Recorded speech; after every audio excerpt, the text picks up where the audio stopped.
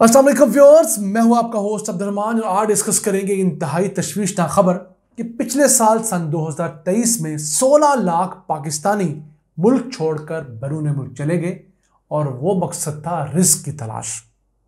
और रेफरेंस दिया जा रहा है यूएन की एक रिपोर्ट वर्ल्ड पॉपुलेशन प्रोस्पेक्ट्स का।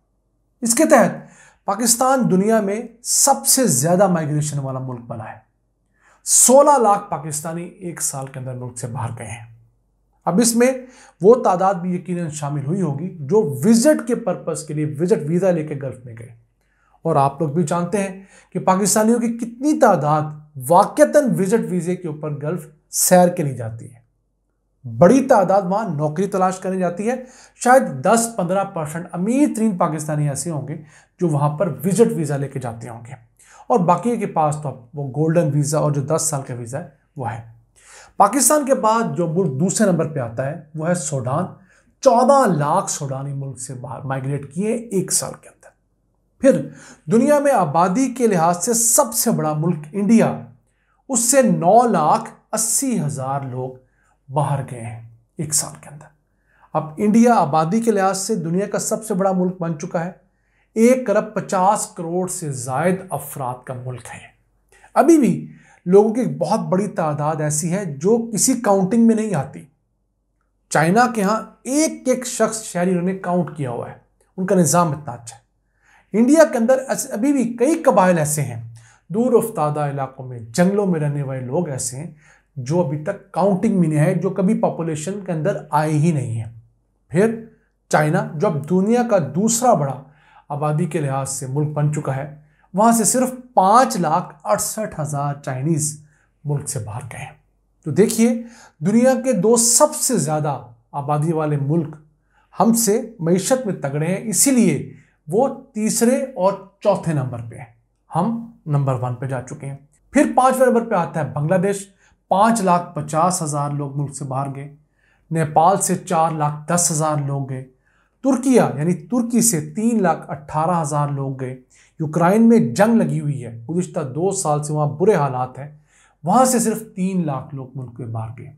ब्राजील से 2,40,000, फिलीपाइन से 1,10,000, ग्रीस यानी यूनान से 1,60,000, फिर वेनेजुएला से 1,13,000 और मैक्सिको से 1 लाख लोगों ने हिजरत की है।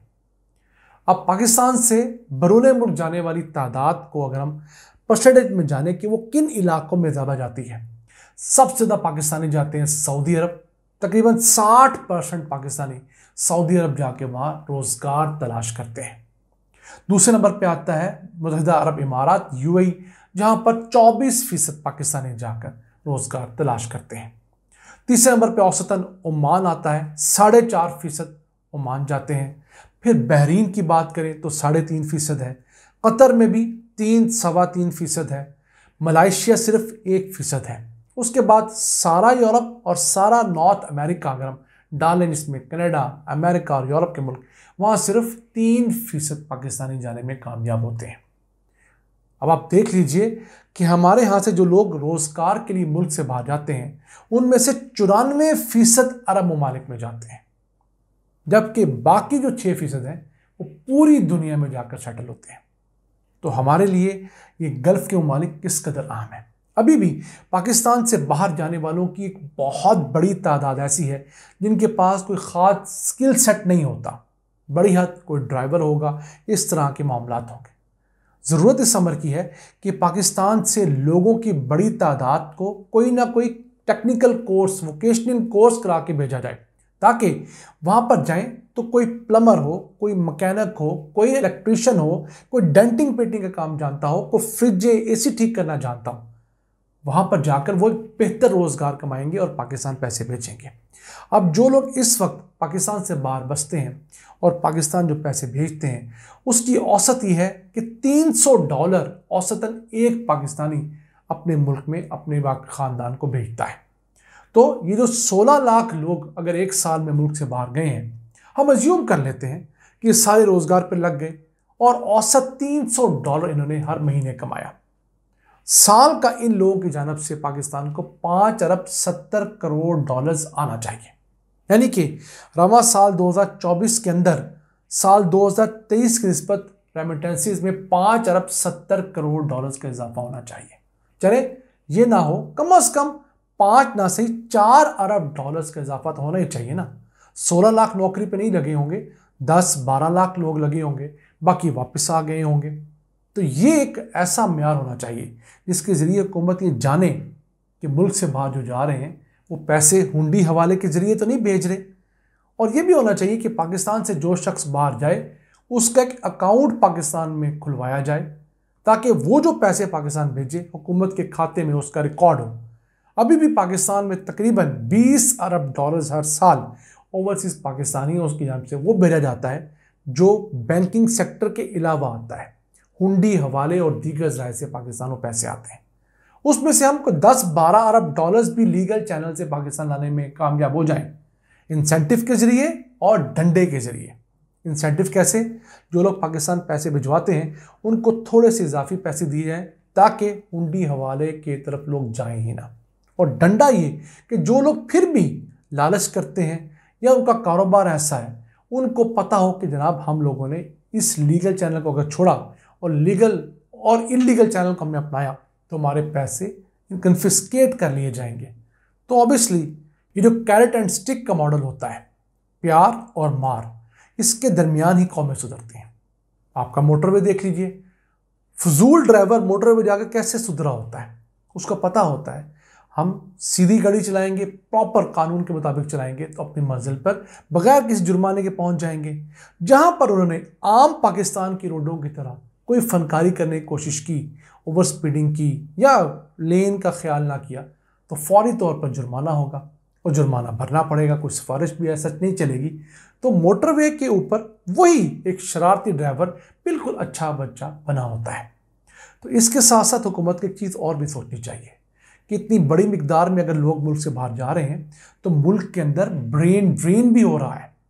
बड़े डॉक्टर्स, इंजीनियर्स, आर्किटेक्ट्स, फ्रीलांसर्स मुल्क छोड़ने पर मजबूर हो रहे हैं।